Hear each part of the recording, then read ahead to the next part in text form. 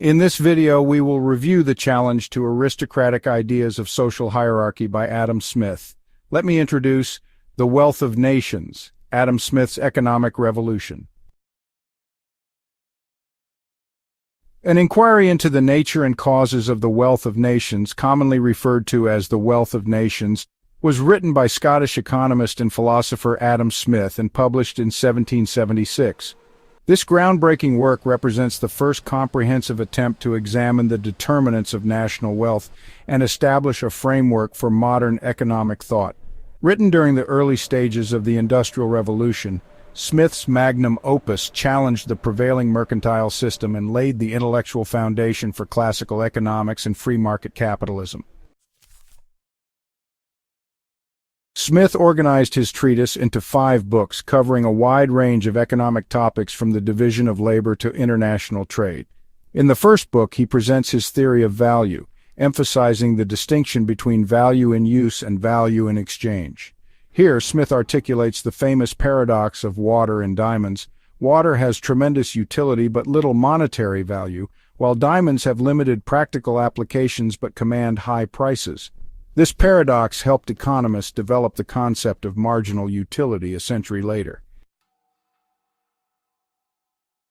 Central to Smith's economic philosophy is the concept of the invisible hand, a metaphor he uses to describe how individuals pursuing their self-interest in a free market unwittingly promote the general welfare of society. According to Smith, when individuals make economic decisions based on their personal gain, they are led by an invisible hand to promote an end which was no part of their intention. For example, a baker doesn't produce bread out of benevolence for hungry customers but to earn a profit. Yet this self-interested action results in feeding people and creating jobs outcomes beneficial to society as a whole. Smith's advocacy for the division of labor represents another revolutionary contribution to economic thought. In his famous example of a pin factory, he demonstrates how breaking down production into specialized tasks dramatically increases productivity.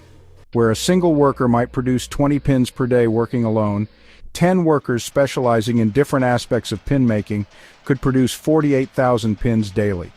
This specialization principle extends beyond individual businesses to entire economies, with countries specializing in goods they can produce most efficiently, the foundation for his theory of comparative advantage in international trade. The Wealth of Nations also presents a compelling critique of mercantilism, the dominant economic policy of Smith's era. Mercantilists believed national wealth derived from accumulating gold and silver through favorable trade balances. Smith rejected this notion, arguing that real wealth consists of the goods and services that money can purchase. He demonstrated that protectionist policies like tariffs and monopolies might benefit specific industries but ultimately harm consumers and overall economic prosperity. His advocacy for free trade was revolutionary, challenging the colonial economic systems of major European powers. Smith's analysis of market mechanisms revealed how prices function as signals that coordinate economic activity without central direction. When goods become scarce, prices rise, incentivizing increased production and reduced consumption until equilibrium is restored. For instance, if wheat harvests fail and prices spike, farmers will plant more wheat the following season, while consumers might switch to alternative grains, all without government mandates. This self-correcting market mechanism allows for efficient resource allocation based on decentralized knowledge of local conditions rather than centralized planning. The work also provides an insightful examination of the proper role of government in economic affairs. While often cited as an advocate for complete laissez-faire policies, Smith actually outlined 3 essential functions for government: national defense, administration of justice, protecting property rights and enforcing contracts, and maintaining public works and institutions that private enterprise cannot profitably provide. His nuanced position recognized market failures in areas like education and infrastructure where government intervention might be necessary for societal benefit. Smith's theory of capital accumulation explains how savings and investment drive economic growth and prosperity. By foregoing immediate consumption to invest in productive enterprises, societies can increase their productive capacity and generate greater future wealth. Consider a fishing village. Fishermen could consume all their daily catch, or they could consume less, using the surplus to build better boats and nets, ultimately increasing their future productivity.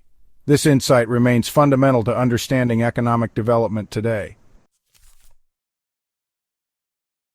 The influence of the wealth of nations extends far beyond economics into political philosophy and social theory. Smith's vision of a commercial society where individuals freely exchange goods and services according to their own interests challenged aristocratic notions of social hierarchy. By arguing that human prosperity resulted primarily from freedom and self-direction rather than central planning, Smith provided intellectual ammunition for democratic movements and constitutional governments that would emerge in subsequent decades. Over 2 centuries after its publication, The Wealth of Nations continues to shape economic and political discourse worldwide. Smith's concepts of free markets, division of labor, and the invisible hand remain central to economic education and policy debates.